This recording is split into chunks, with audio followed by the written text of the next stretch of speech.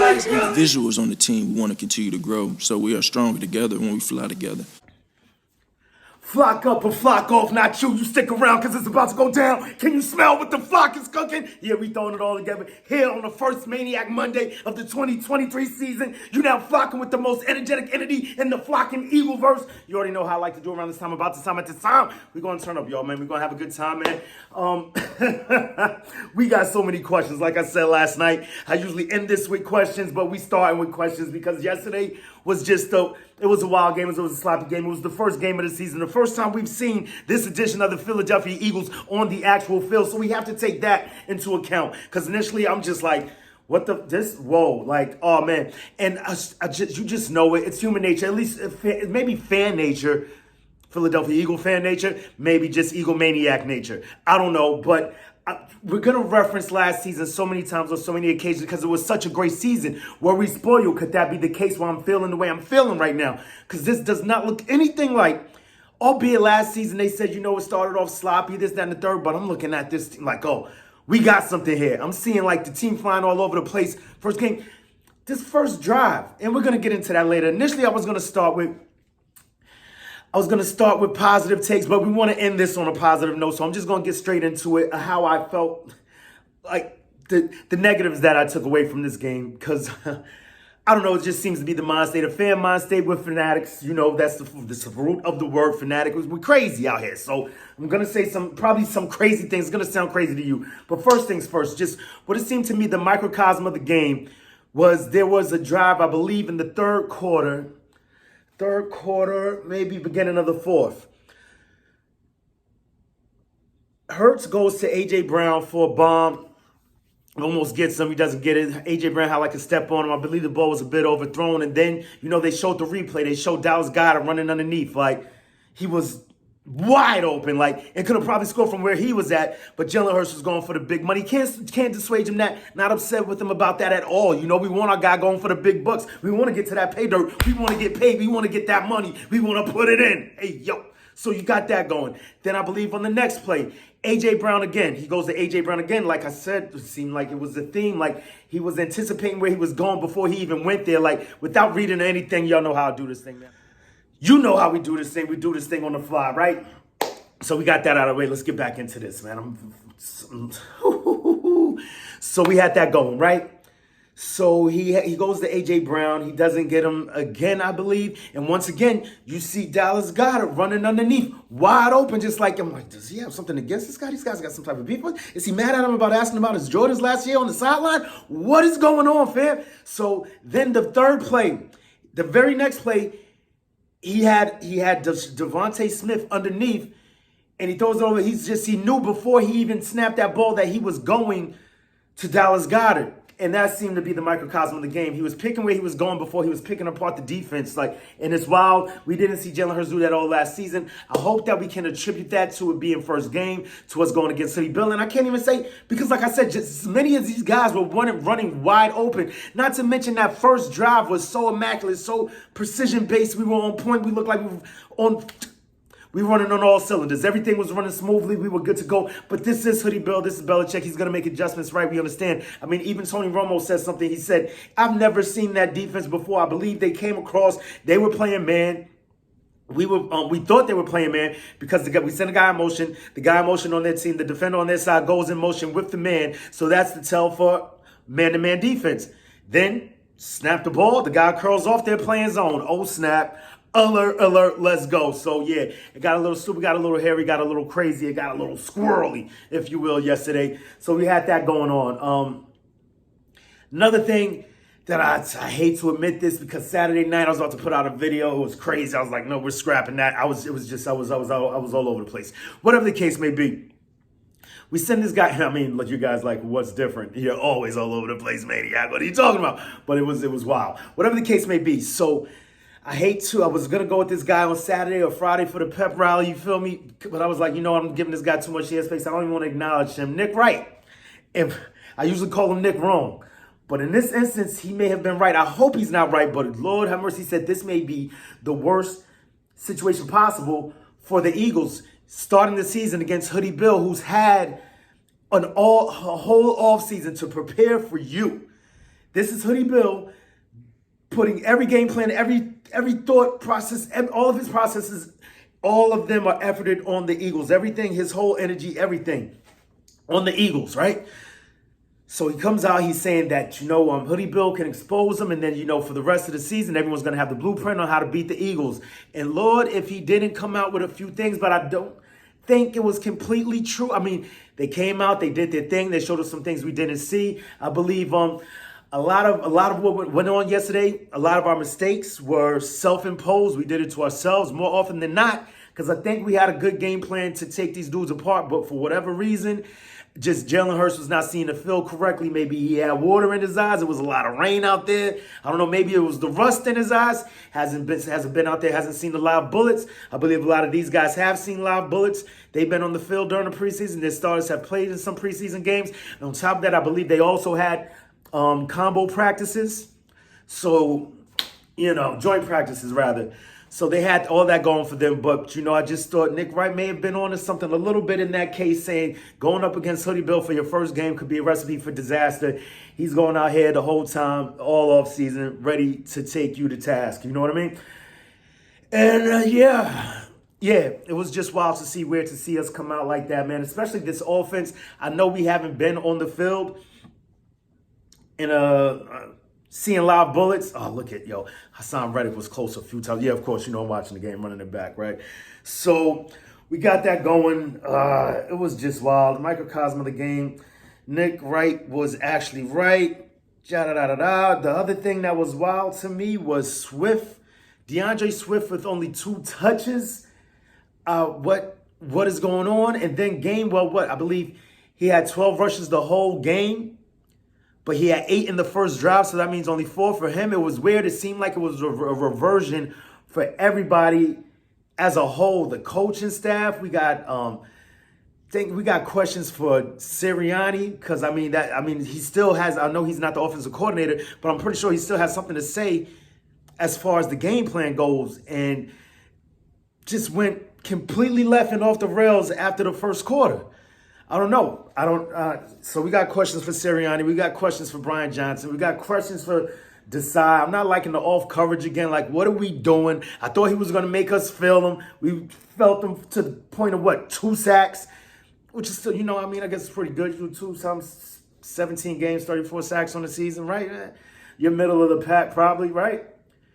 Just I need more.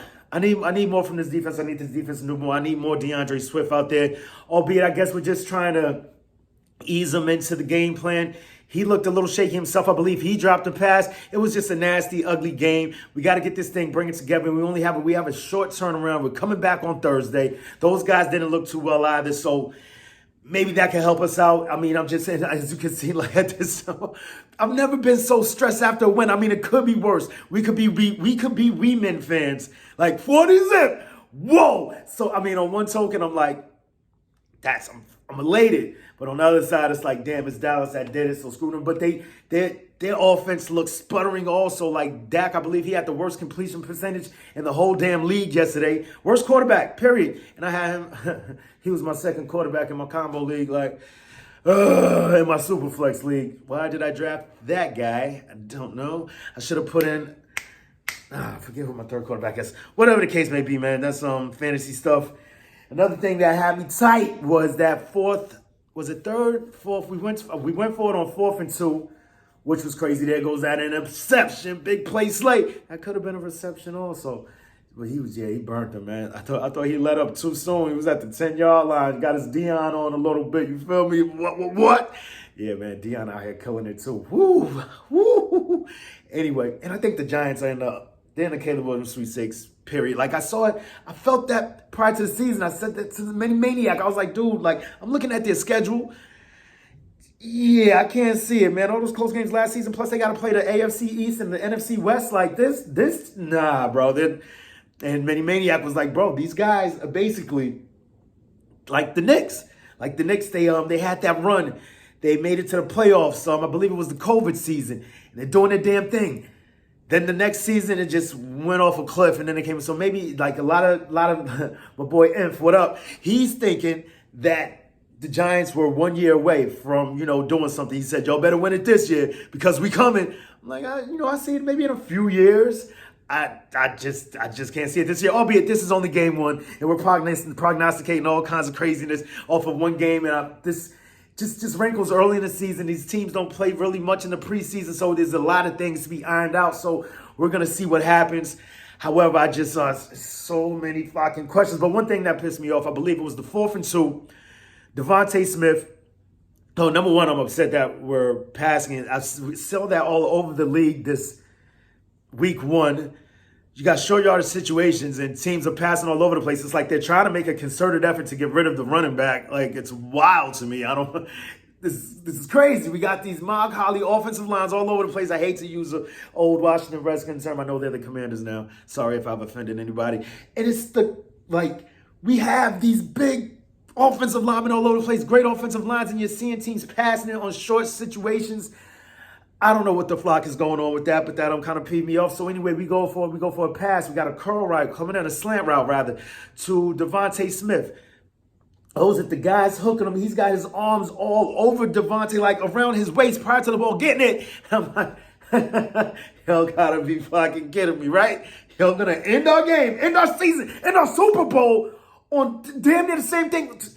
Bradbury looked like he threw a feather on this guy compared to what the dude did to Devontae yesterday. I know we still won the game. I mean, but this is the weirdest win. How am I I'm gonna keep reminding myself throughout the course of this day until Thursday. It could be worse. We could be Giants fans, y'all. Regardless of what, we just want a few things cleaned up, man. This didn't look like the Eagles of last year because they're not the Eagles of last year. I know it's going to be hard for us to get that. I know that's what Coach Nick Sirianni is out here preaching to the players, but we're fans, and we want to see what we saw last year, damn it, except with the win at the end. You feel me? But other than that, we had that going down. So we're going to get into the good stuff. Let's get into some good stuff. You know what? What I was most impressed with yesterday, most impressed with is a strong word, was the special teams. The special teams were the superstars of the day yesterday, minus, I guess, the defense in the first, how the defense started the game and how the defense ended the game. I can ride with that. They got a little hairy in the middle, but whatever the case may be. So I want to say most surprised, most happy with, but it's one of the things that brought me joy yesterday, if you will, the punting, man. The punting. Sipas, I believe he had an average of 49 yards per kick yesterday. I believe that was good for like 10th in the league. So, top 10 out of I believe 25 kickers punted. Or at least the list that I saw. Oh, yeah, because then we still got 2 punters to go tonight. And that may have been from during the day. Whatever the case may be. Top 10 as far as punters go. Britton Covey, top 5 as far as returners went. I believe he had the 3rd most return yards. No, the third longest return. He had a 25-yard return, so he's out here doing his thing, man. I'm the president of the Britton Covey fan club, man. So you better back up off my boy before these Mormon missiles come flying at you. You feel me? So yeah, I'm riding with that. Happy to see that. Not to mention, you're seeing guys like our boy Sidney Brown coming down, flying down the sideline, crushing people. I believe Kelly Ringo got in there on one. Who else? Somebody else blew somebody up. It was just lightning. It was amazing to watch these guys fly down the field, make themselves felt on, and there goes that fumble by Zeke. Make themselves felt on the special teams, so that was good. Everything seemed to run well. It was inclement weather, so we had Sipas, you know what I'm saying? Kicking that thing, making it look good, doing the right thing. Nothing inside the 20. I believe there was one fair catch. So on that accord, you know what I'm saying? I'm giving the special teams a B plus, an A. Let's go. Michael Clay has something to say, at least for yesterday, so let's keep him around. Let's keep this thing going. Believe possibly it's because they have athletes now. That's another guy that was out here doing work yesterday. Somebody else I'm so excited with is Jordan Davis. Jordan Davis was out there like a man amongst boys, tearing things up, and a lot of people, I hope he shut up a lot of people. Keep that thing down a little bit. Sidebar real quick before we get into all this positivity. One last thing that I am super OD upset about. That design run at the end of the game, Jalen Hurts running up the middle where they popped that thing up out of that boy, because in this that play right there had a domino effect to the accord of getting Fletcher Cox injured. You know what I'm saying? So yeah, that's the one last thing that we want to get out as far as negativity, the minuses from this game. Let's get that before we start feeling good again, right? So yeah, that just it was a domino effect. We turn the ball over, they get the ball. Our defense have to come back on the field. Fletcher Cox gets injured. What the fuck are y'all doing, man? Three minutes left in the game. We cannot dog walk this thing. Walk this. get out of this game, tick this clock down and get the flock up out of here. Nah, we gotta go get stupid, go get cute, go get crazy. What are we doing? So then that happens, then Fletcher Cox get injured. I know I said it 3 times. I'm just super upset about that. Hopefully he can be back for Thursday. I believe he's catching an MRI right now. They're saying that Nakobe Dean is gonna miss a few weeks. That is gut-wrenching. I really wanted this kid to come out and make his name known, but now he's going to be known. I can already feel it coming out here, the whispers. He's injury prone, Like, he couldn't make it through training camp. Now he's for game 1. He's already injured, so, that's a rough road to toe, and we're going to have to deal with that. I believe he brought in a first-round pick from the Titans. What's his name? Rashad Evans. We brought him into the practice squad, so we're going to try him out so how he's going, those wheels going to be turning for Howie. Howie busting stupid dope moves. Howie Potter waving that magic wand. He's up to something. He's going to get something. He's going to make this thing happen. Now, back to the good times, back to the feel goods, right? I don't even know where I left off. But Jordan Davis was out there killing it. I love how Jordan Davis looked. 0.5 sacks. He was in there with, I believe it was it Zach Cunningham or was it Hassan Reddick? Josh Sweat. Him and Josh Sweat came together for a half a sack. And then you had Jalen Carter. Jalen Carter out there going crazy, a man amongst boys. So, and this may perhaps open up the window for Millwell to come in for Fletcher Cox, get a little bit of burn, and show what he can do. He was looking strong out there. He was looking fast. The defensive line, for the most part, they look pretty good, just minus the sacks. There was a lot of pressures.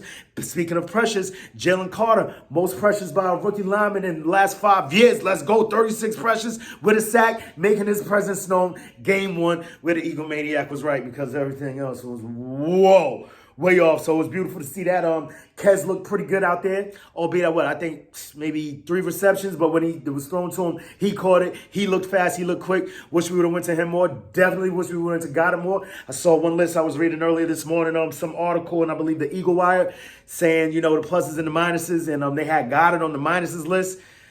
Duds and scrubs and duds and whatever. He was studs and duds. He was considered a dud, and I'm like, that's unfair because he was out here routing he was routing these dudes up. He was getting open. He was open all damn day. He just wasn't getting a rock, which, ain't really his fault. But that play right there, the play on the curl out to Devontae Smith, man, when he rocked the baby. Boy, Jalen Hurts, that arm talent is getting up there. He's getting up there. He left a lot to be desired yesterday, as far as some other throws, but that throw right there, albeit it was only 6-7 yards, man, but he rifled that thing in there, boy. The only place where only Devontae Smith could catch that thing, bro. It was a beautiful thing to behold as I'm beholding it right now. So, I can't help myself, man. So we got that Jordan Davis, Jalen Carter, Kez Watkins was looking good. How the defense started and how the defense ended was great. Sucks that, we got to deal with our boys down. We got a quick turnaround. We got to get this thing started. What is it, Monday, Tuesday, Wednesday, Thursday? We basically got to do the whole weekend thing all over again starting tomorrow. Like, what do we do? We got the pep rally going. We got the pregame festivities and all that. Let's get this thing going. Sorry I missed y'all. I can't believe, when Jake the Make Elliott missed that, that's when I feel when the game went left, man. I'm sitting here watching the game. We're feeling good, right? I'm about to press about to turn on the fight song, for the post touchdown celebration, ready to go, getting my shot ready, and I hear many maniacs say to Maniac Jr., what you think? You think you're gonna make it? I look, yo, bro, you getting too cocky right now. This is early, this is first quarter. We ain't won nothing yet. What are you doing? Do not play these games with me. And yeah, it seemed like it all went downhill after that. Perhaps it was because I didn't have my green bed on. Yeah, we're getting into superstition mode right now, man. I can't help myself. I don't know. It's the first time in about 5 seasons I haven't done the green bed on opening day, so it could have been that. I was just running around doing all kinds of things. We're making the pizzas. We're making the chicken. We're doing it all. Got kids running around getting. Yeah, it was a beautiful thing. Great game 1. Great that we in that W column. Win is a win is a win is a win is a win. That's all that matters at the end of the day. I don't care if it's ugly, beautiful, or indifferent. I don't want to say indifferent. Really? What does it even mean? But yeah, we good over here, man. Till the next time, make it your best time. In the meantime, between time, keep it a green time. You already know how I like to do around this time, about this time, at this time. It's always Eagles and clocks around these parts. You feel me? We got questions. We got questions for who? We got questions for you, NFL. We got questions for you, NFC. Most of you, NFC East. But right now, these questions for you, Minnesota Vikings. What you gonna do when Eagle Mania swoops down and runs wild on you? Let's fly. EAGL. L-E-S, Eagles.